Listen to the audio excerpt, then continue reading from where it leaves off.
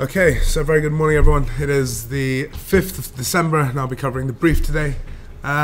Two main topics we're going to be discussing today. One was quite a large equity market sell-off yesterday and discussing some of the reasonings behind that. And then secondly, looking at quite a major defeat seen by Theresa May over this Brexit deal and sort of the implications that may have going forward. So to start off, let's have a quick look at the charts, and let's start off with the equity market. And I think it's becoming quite an interesting space to be watching.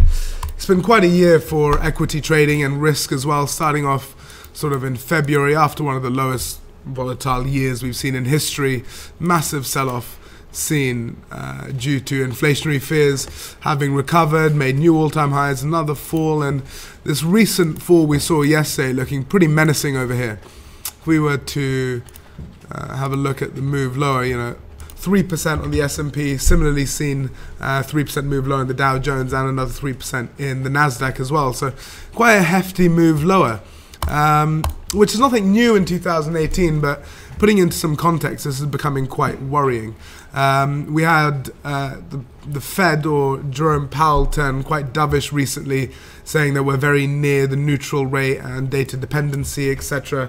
So quite a stark contrast to being a long way off the neutral rate. So that dovish commentary, plus the G20 summit, where there seemed to be some positivity between Donald J. Trump and President Xi, allowing the equity market to lift higher. So it seemed like a perfect storm was brewing. Dovish Fed, trade wars easing, and the market gapped higher. Came up to test the top of this range, but yes, there is some doubts over the trade wars. So if I just flick across to the 9 reasons for the sell-off, one of the main ones is, there's the truce between China and the US looking a little bit more fragile than initially thought, allowing basically the equity market to come under some pressure at the top of that range. But in essence, we're still seeing some developments. China is taking positive steps towards ending this. So almost coming to the point where they're admitting about intellectual property theft and trying to negate that going forward. And we got the dovish Fed. But despite that, Donald Trump's continued hawkishness, saying it's real deal or no deal, sounding very much like a Brexiteer here. So people getting a little bit worried here, where there is positivity. Instead of building on that, him turning super hawkish on that front, just getting investors a little bit nervous. And even if you look at Navarro, who is a China hawk, he's saying it's premature to lose faith in US and China talks. Now, on the face of it, that doesn't seem too bad, and in fact could be interpreted as positive, but I don't know, reading between the lines, premature to lose faith in the US-China talks, it just doesn't sound very optimistic, which you would expect from him. But then coupling Trump basically making China look down the barrel of the gun, saying you have 90 days to make a deal with us. China saying, fine, we're back at the negotiation tables. We are looking to make positive steps towards this. And then Donald Trump harking on Twitter about real deal or no deal. Get to the negotiation table and get off Twitter, and that may help this deal go through. But his continued hawkishness is really playing on the markets to the point where it's one of the main factors, I'd say, for this recent sell-off in the equity market. But I don't think it's as simple as that, because we have had some technical indicators as well. So having a look at your 200-day and your 50-day moving average, it looks like we're coming up to a cross here. So that would then be a death cross, which is quite a strong technical indicator for further sell-off. So if you have a quantitative trend following strategy, or if you're a fund manager, a trend following fund manager, a cross here would then initiate signals for you to start selling parts of your portfolio. So this cross would definitely lead to further volatility, undoubtedly, where funds who have been in this trade following the golden cross, which we last saw, if we go back, sort of Q2, Q1 2016. So this was the sell-off we saw back in 2016, where we were worried about a hard China landing and oil prices plummeting down to about $26. But after we got over that, we saw the Asian markets start to recover. We had this cross where the 50-day moving average crossed back above being a golden cross. And if you look at how the market has performed since, absolutely stellar returns here. It's going from, let's just take it simply from the cross to where the cross is. The market is up 40% since then. So a lot of people entering the market on the back of that golden cross. If we look at it historically, we probably saw another cross back in 2000. So 2011, when the European debt crisis was escalating, we thought the European area was going to end as a whole or implode. We saw equity markets globally take a downturn, and you can see that the 50-day moving average crossed below the 200-day moving average, and that led to some volatility for almost 6 months here. Only for then the market to recover, giving us a golden cross, a buy opportunity, and that cross within itself leading to returns of, what's that number? 65%. So I've got glasses on me. Yeah, 65%. So, you know, these technical indicators are not really being watched by your intraday traders. These are your asset managers, wealth managers, and money managers looking at these sort of longer time frame death crosses and golden crosses. So, you know, with death cross in sight, further volatility is to come, and this is becoming quite concerning because what else can the Fed really do? They've already turned dovish. They've already said the word data dependency, etc. So if we do see the death cross and volatility does come, well, this is coming in an era of dovish, a dovish Fed. So what more could they do in this situation? Things will become more and more dire, I would say, if that continues. So I've been looking at a shorter time frame. If we put it down to a 60-minute, so all we had was a G20 gap higher, equity markets gapping quite comfortably. I think it was about 1.5% higher on the open, so 1.2% higher. And then it took a couple of days for us to go for this gap close, really going up, testing the 2,800, coming in, taking out this R2 level, and then over the next couple of days we saw the gap go and close, and that gap providing a decent amount of support here. Speaking about that trade with a number of the traders here actually. Seeing somewhat of a recovery, but then we started to see this sell-off. Basically, as soon as the US cash market opened, we just started hammering down, taking out these lows. Definitely some stops being run here, taking us through a range and down to the other side where 2,700 capped us to the downside. So this volatility is there, and if we look at, well, let's look at the Dow Jones, so your financial heavy index. Now the Dow Jones somewhat doing reasonably well here. Similar story, all-time highs and then coming under pressure. But looking at it on this technical sell indicator, the 50-day moving average sitting quite comfortably above the 200-day moving average. But I think we'll discuss in a moment, due to the yield curves, the Dow Jones is looking pretty fragile at the moment. But this, 1.5% still to go for these moving averages to cross. But if we look at the Nasdaq, well, golden cross, death cross achieved. We've seen the 50-day dip below the 200-day. We have the cross, so quite an interesting space to see. This is a sell indicator, so these will be funds and asset managers having to close out their positions due to this technical sell indicator. This obviously driving down technology stocks, which is having, which is then forcing weight into the S&P 500. So similar story being shown between these two. So all to keep a close eye on the Nasdaq here. If we do see any more sustained pressure, almost certainly we're going to see the S&P have the death cross and volatility comes there. Another reason for the sell-off has been the recent inversion of the 3- and 5-year yield curve. Now, I know Piers was discussing this. It's no surprise to the market. But the 2- and the 10-year is showing a similar story. So if I just quickly show you the more, arguably the more important yield curve that people monitor for this indicator towards a future recession. Well, this is the 10-year. So this is the yield on the 10-year minus the yield on the 2-year. So this is looking at the spread between those two. As you can see, every time we've dipped negative, gone into recession over the last 4 or 5 recessions. This has been a one-way trajectory now for almost 10 years, basically. This yield curve getting flatter and flatter and flatter. But let's bring it all the way down to what we're seeing recently. We've seen another dip lower, so actually the spread now 0.15, and obviously 0 being flat and anything below that being negative. So anybody who's watching this yield curve story, it's nothing new. We know where we've been going for a while. But why is this bad for financials? Well, financials ultimately make money based on this yield curve. So they will borrow on the short end, or let's say your 2-year, or much less actually be in your months, and lend on the longer end. So this is you depositing money in your current account. They're obviously using that money, but they're borrowing it from you. So they're giving you a yield or an interest rate. And then they will use that same money and they'll lend it out on the long term, the 25 years, the 35 years for your mortgages. So your 10 years in this situation will be 35 years. But looking at that spread between the two, as the yield curve continues to flatten, well, their profitability lowers, and that should then weigh on financial stocks. So keep an eye on the Dow Jones. I think right now it's trade wars driving the story, but as this yield curve, especially this 2 and 10 years, is going to grow into a bigger story over the next couple of weeks and months. In that case, the Dow Jones looking pretty exciting for some potential shorts.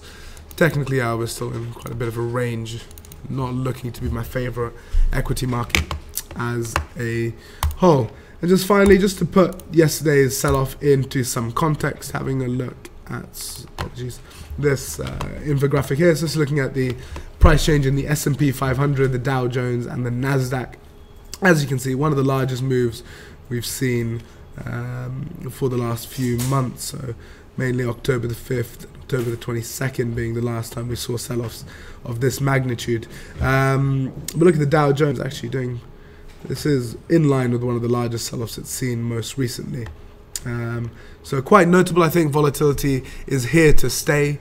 I think there is one inkling of hope for this equity market, and that comes on Friday, and let's see how investors take that. Well, it depends on how today trades and tomorrow trades, but I think volumes are going to be lower today because we have some of the market closures, so manage expectations on that front. So we really have Thursday to play for in terms of, do we see a recovery? Do we see sentiment shift for these major indexes? Because if they don't, well, then we're coming into negative sentiment into NFP, and maybe that won't be enough to lift sentiment. However, if we do see a recovery in sentiment, then I do believe that Friday could very well be the beginning of the Santa rally. That's if we don't get this death cross in the S&P and we see somewhat of a recovery. Why do I say that? Well, a dovish Fed means we're well poised for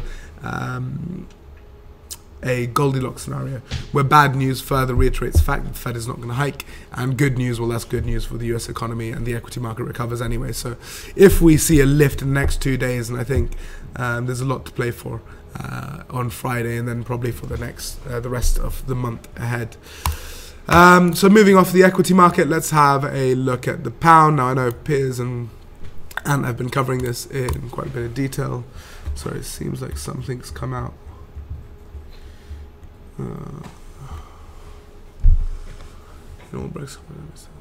Nothing at the moment. Okay, so having a look at your FX space, let's have a look at the pound here.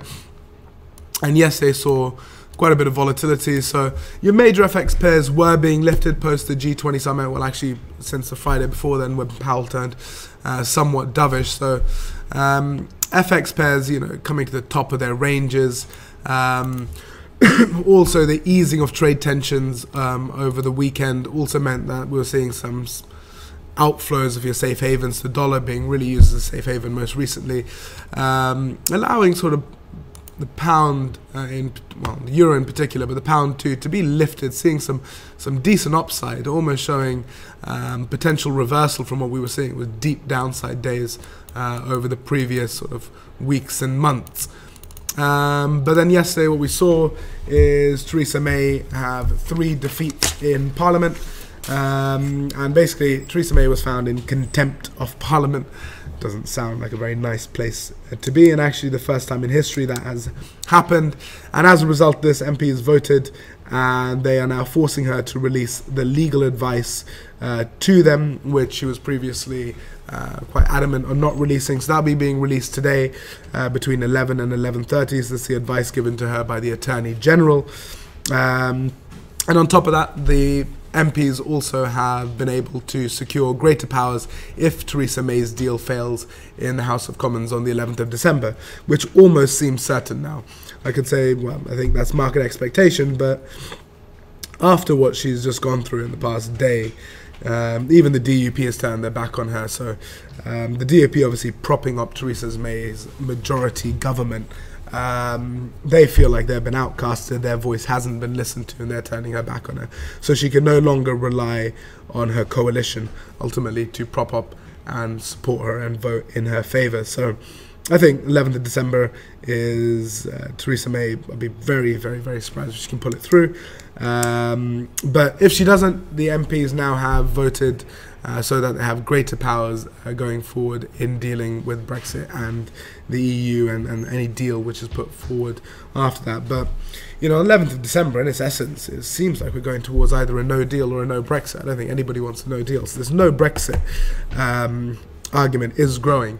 The only way that can really come about is probably another referendum, which I know everyone is, well, your leave and your hard Brexiteers are probably not going to be happy with that, but it does seem like the most realistic scenario.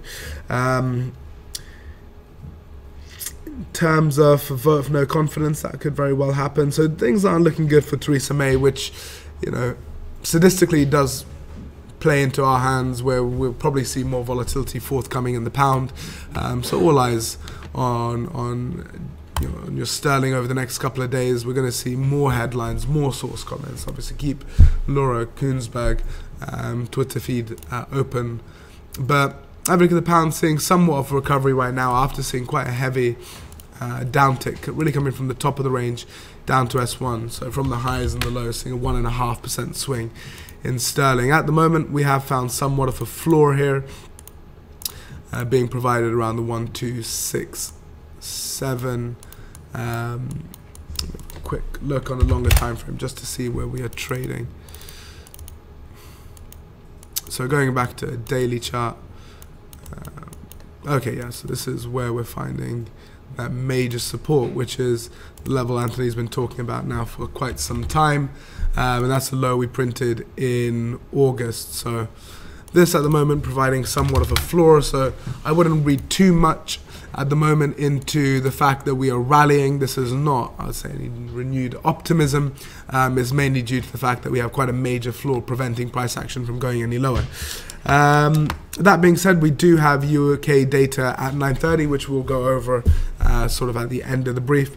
I also want to just touch upon oil, because in line with the sell-off we saw in the US equity market, we have seen some downside in oil. Now, we were expecting last night with the APIs of a draw of 900,000 in your headline crude numbers. Instead, we got a build of 5.36 million, so a massive build compared to expectation. Actually, for API numbers, that's quite punchy. What reaction did the WTI market have to this? Let's flick across. So looking at the last candle before close last night, so we saw the oil market take another hit, almost down 1%. We went from $63 down to 52.5, so nearly 50 cents, 60 cents lower, which is a punchy move for APIs. But let's put it into context.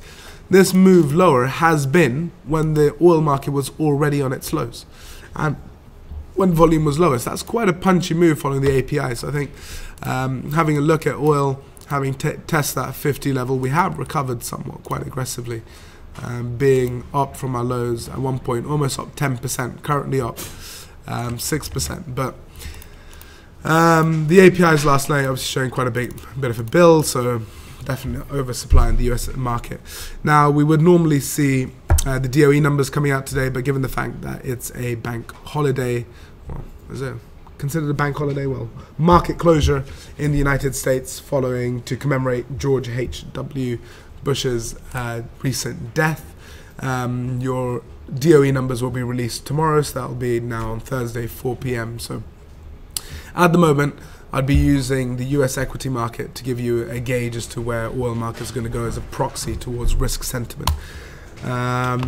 Okay, let's have a look at the calendar and then we'll wrap it up for the day. So we did have some Australian data come out. So this is your Australian GDP numbers, and actually quite a notable miss here, 0.3% versus 0.9% expected. The growth rate quarter on quarter, 2.8% versus 3.1% expected. So actually not very good numbers. And if we look at the Aussie dollar, let me quickly bring up the chart. Some sizable downside seen over here.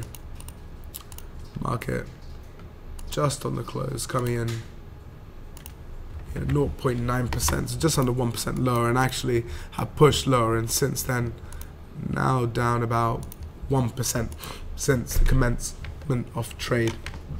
So again, the Australian economy starting to take a hit, and really that quarter on quarter, this trade war escalation really has been in the past quarter. So we are seeing that could be an aspect which is affecting the Australian GDP numbers.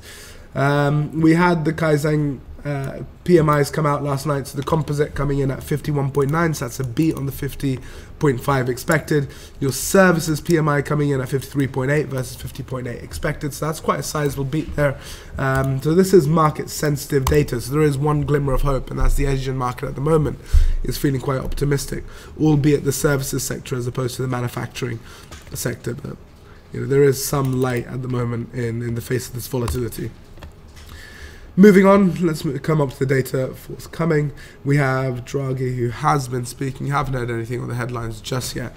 He was speaking at 8:30.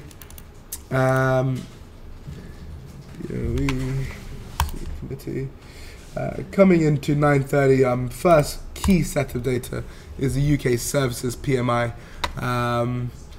Now, as important as this is, the trend is very much the downside, as you can see, coming down to sort of the lowest print we saw this year, which was around the 51.6 mark. Let me have a look at the expectation very quickly. So, consensus is for a reading of 52.5.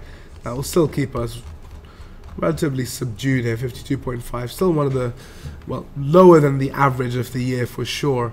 Generally market sensitive data, if we do punch down toward the 51.5, 51 level, I would expect to see a little bit of short-term volatility. On the other hand, if we do see a punchy number here, I really want to see it get above 54. But again, I don't think this is going to be something which is going to be aggressively market impactful. When we do have the legal advice coming in at 11 and multiple Brexit headlines coming in, which will take precedent over this data set. But let's say if we have a poor number and then we have something negative come out with regards to Brexit, you could get that confluence of negative sentiment driving the market down. So just flashing up, Euro area PMIs have just come out as well, but final readings, so non-impactful. Okay, having a look at the rest of the calendar, Euro area retail sales coming out, nothing too dramatic expected there. And then coming into the end of the day with the market closures, we don't have our DOEs. Storage getting home out, so DOE is not coming out today. And finally, just for a wrap up, just to give you guys a little bit of information about this market closure, it's not across the board. It's mainly affecting your bond and equity market. So your CME global trading hours for interest rate products will be closing on their regular time on Tuesday and not reopening until 11 p.m. today. So interest rate products at the moment closed. Your CME open outcry FX products have normal trading hours on Wednesday. CME global trading hours for US-based equity products, so they have an abbreviated session closing at 2:30 today, and then commencing trade once again at 11 p.m. Tonight. So your US session, as we would have it in the UK, very much being closed, and the NYSE and ICE also open as usual today. So mainly your equity and your fixed income markets seeing lower volume today, but I think given the fact that we do have market closures, volumes will generally be lower. So I would be a little bit careful entering markets, be a little bit more defensive, and wait and see. We've had a risk-off tone yesterday. I wish we had full volume in the market today so we could really decide whether the risk-off tone is going to continue or not, but I don't think we're going to be granted that just yet. So manage expectations. If you had a good day yesterday, please don't treat it as coupons. Approach this day with a fresh set of eyes. mark out your ranges, and best of luck. If you have any questions, I'll be in the chat room. And thank you very much.